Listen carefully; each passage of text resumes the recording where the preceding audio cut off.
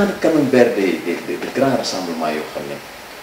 c'est des rassemblements traditionnels muy Magal muy Gamou quoi qu'on puisse dire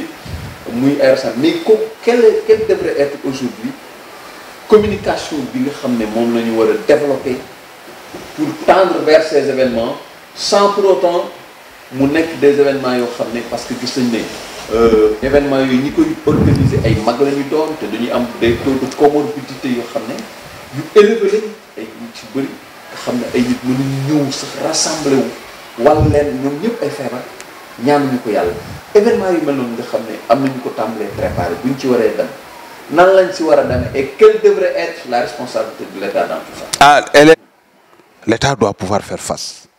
parce que quel est le problème? Si des Sénégalais meurent par le simple fait que c'est des rassemblements qui sont faits, si des Sénégalais meurent par le simple fait que effectivement dañoo transporté wu ci conditions yoo xamante ni méngoowul ak li nga xamante ni moom mooy tax ñu lutter contre cette maladie, la responsabilité incombe à l'État. Ah non, parce que bu jëlul les responsabilités également, c'est la vie des citoyens sénégalais. kenn gannaaw subhanahu wa taala ci kenn la ko yàlla teg ci loxoom muy État Sénégal. Cet État se doit de préserver la vie de tout citoyen sénégalais pour si nekk. Maintenant, l'événement, qu'importe la portée de l'événement. Aujourd'hui, l'Arabie Saoudite est en train d'organiser le pèlerinage encadré. Parce que quel est le problème? On laisse les gens effectuer le pèlerinage. Mais est-ce que... Mais non seulement da ngay lor les habitants de l'Arabie Saoudite, mais ces pèlerins également dañuy lor seen bopp. te tu sais yàlla subhanahu wa taala wax dëgg yàlla nag bindul doomu aadama pour muy lor boppam. bindul doomu aadama pour muy lor boppam. Et que en toutes circonstances am na ci solution boo xamante ni l'islam prévoir na ko. Et la solution la meilleure boo xamante ni kenn mënu ko dindi mooy yàlla lépp luy préserver la survie de l'homme moo ko gën a moo jiitu lu nekk ci moom. ba ci boo woppee koor li mu foore subhanahu wa taala dala ko teggil jox la ci ay solution pour que boo wéree. julli boo woppee ni nga koy defee booy voyager ni nga koy defee et donc lu mu mënti nekk l'islam indil na la solution. péril bu amee. Donc tout ceci constitue des éléments yoo xam ni aussi ñun dañ ci war a sukkandiku mais qu'est-ce qui nous motive en réalité? Qu'est-ce qui justifie le pourquoi nous devons coûte que coûte organiser cela? Moi je dis par rapport au Magal de Touba, je dis ça a été en fait une stratégie, une recommandation de Sëñ Fallou qui avait demandé à ce que le Magal ñu organiser ko à Touba. Mais c'était normal parce que il fallait permettre murid yi ñu rendre compte sur place des grands projets, nous rendre compte sur place de l'importance et de l'impact de l'œuvre de Serigne Touba. Alors, léegi loolu bu amee mais dafay fekk ne tout se passe bien. Mais El Modou léeg-léeg nga gis ay xewu ngénte wala xewu dëj wala nangam. On a très mal géré lu mel ni xaw ma ndekki lu ñuy def laax wala nangam mu am intoxication. ñaata nit. bëri na. Mais ce niveau de propagation là et de contamination là ñu dem def ci des rassemblements yoo xam ne ça réunit des millions de personnes. Responsabilité boobu kan moo ko war a mën a porter. Il faut réfléchir. kan moo ko war a mën a porter te sëñ bi Ahmadou sëñ Touba sa recommandation est de taille lan la recommander santale leen ma yàlla. Quand cela intervient dans une période de crise je pense que ci la nit ñi war a gën a mën a delluwaat ci seen borom parce que crise bi wane na ne kan moo fi indi nattu bi yàlla subhanahu wa taala nga war a dellu maintenant xam ne li la dese sa diggante ak moom mooy jéggalu ko sant ko mais pas di favoriser loo xamante ni ëllëg loraange lay jur ci askan loraange lay jur ci sa bopp parce que yàlla moo ñu njëkk a jàngale ne bu leen dugal seen loxo yi ci lu leen di lor wala tulqu bi aydikum ila al taxluka wa aqsinu inna allahu yuhibbul muxsinina mu ne wala taqtulu anfusakum bu leen rey seen bopp te y a une responsabilité par rapport à celui ki nga xam ne dafa feebar war a mën a dem préserver boppam préserver population yi te defu ko gis nga kooku feebar bi bu ko propagé moom par le simple fait que moom mu intervenir dafa mel ne nit ku jël arme di ko tiire ay nit di leen rey moo tax yàlla di ñu jàngat ci alxuraan ne boo reyee benn bakkan dafa mel ne rey nga àdduna wa man xatalal nafsa bi xayri nafsin aw fasadin fil ardi ka annama xatalal naasa jamian boo reyee benn bakkan ci lu la ci sa tey bakkan wala nga yàq ci kaw suuf da nga mel ne da nga yàq àdduna bi yëpp da nga rey àdduna bi yëpp ku dundal benn nit wa man axyaaha ka annama axyal naasa jamia boo dundalee benn nit dafa mel ne dundal nga àdduna bi yëpp kon donc notre responsabilité par rapport à ce virus là mooy ñu jaayante ko suñu diggante ak bopp ba fexe ba man du ma dal waaye du ma ko bu ma dalee du ma ko wàll kenn et maintenant loolu pour ce fait il faut que ñun ñëpp ñu observer quand même des mesures de prudence c'est-à-dire que qu'on n'aille pas vers vraiment ñu bañ a demee ñu bañ a demee passion baaxul ah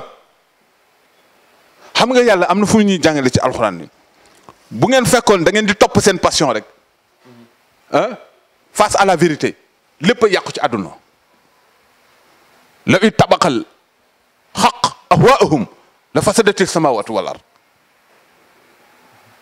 c'est-à-dire que il faut que ñu delloo njukkal li ñu sa borom jox mooy maanaam fonk doomu adama gëm na ne liy dox ci àdduna suñ borom la te cette maladie là notre pays n'a pas les possibilités et vous avez entendu le ministre de la santé vous avez entendu l'équipe du cabinet du ministre vous avez entendu des professionnels de santé ku ci nekk avouez que ne le système ne peut pas contenir ça dëgg la wala dëgg léegi lan moo ci des les personnes sensibles fragiles muy couche de population boobu léegi yow xale yi peut-être yàlla may na leen système de défense bu leen mën a permettre ñu faire face à toute forme d'agression mais léegi buñ jo ba léegi nag mais léegi yow boo demee léegi indi loolee lépp nga indi ko léegi musiba googu mu nga indi ko sa kër sa waajur say mag say nijaay say lépp mais fan la ñu jëm à l'heure actuelle du bilan on a des problèmes pour contenir tout cela et c'est ça qui fait qu'aujourd'hui les protocoles changent de jour en jour voilà les protocoles changent en fonction de la disponibilité des moyens de prise en charge on se rend compte que nous n'avons pas les possibilités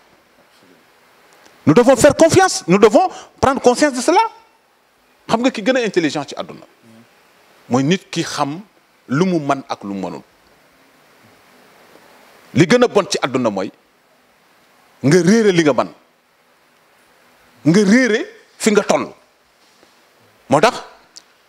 les maîtres penseurs disent qu'il ne faut jamais fuir la réalité il faut la regarder en face regarder la réalité mooy aujourd'hui faire preuve d'autorité et ça c'est l'État et loolu nag dafay interpeller deux autorités principales non les deux mënuñu manquer on ne peut pas laisser ces populations là ku ci nekk parce que effectivement am na ci ñoo xamante ni amuñu benn niveau de responsabilité seen yoon nekku ci ñoom dem même bu ñu demee ci màggal ga sax en fait mooy loolu seen am na ñoo xamante ni ils sont là-bas pour faire du mal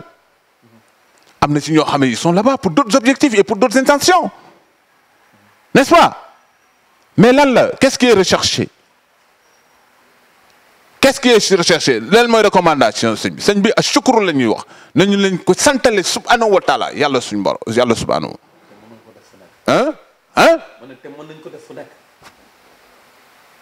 dans cette période c'est important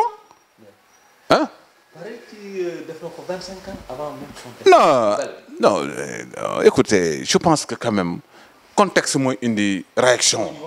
waaw contexte mooy indi réaction moi je dis j'ai même entendu certains chefs religieux menacés et tout mais ñun ñëpp man personnellement je suis mouride tout à fait tey lu sëñ bi santaane lu ma mën dama ko ciy def tàmbale ko ci li ëpp solo mooy sa diggante ak sa jaamu yàlla loolu mooy li ëpp solo du dëgg mais gisuma lu war a tax à l'heure actuelle de la pandémie sénégalais nekk ci jafe-jafe amaguñu maîtrise bu ñu mën a permettre tey parce que quand tu voyages dans certains pays ba ci Côte d'Ivoire gi boo nee cëpp ci aéroport bi li ñu lay njëkk a demandé c'est un bulletin de kii carnet de vaccination boo nee cëpp koo manti doon on te demande le carnet de vaccination pour se rendre compte que tu es préservé d'une maladie qu'on appelle la fièvre jaune boo vacciné wul ci dugg ci biir kenn mënta tere ñu vacciner la c'est des mesures de prévention mais quelles sont les mesures de prévention yu ñu jël par rapport à l'organisation du Magal de Touba non dama ni quelles sont les mesures de prévention c'est-à-dire ñiy dem Magal yi lan lañ leen exiger par rapport à leur état sanitaire leur état de santé lu ñu leen exiger non damay laaj et pourtant c'est un événement boo xamante ni tey dafa toll nag ci jamono dafa toll foo xamante ni nii waroon na am un protocole sanitaire pour bépp pèlerin buy dem Touba voilà parce que dimension bee ko joxe on reçoit des mourides qui viennent de l'étranger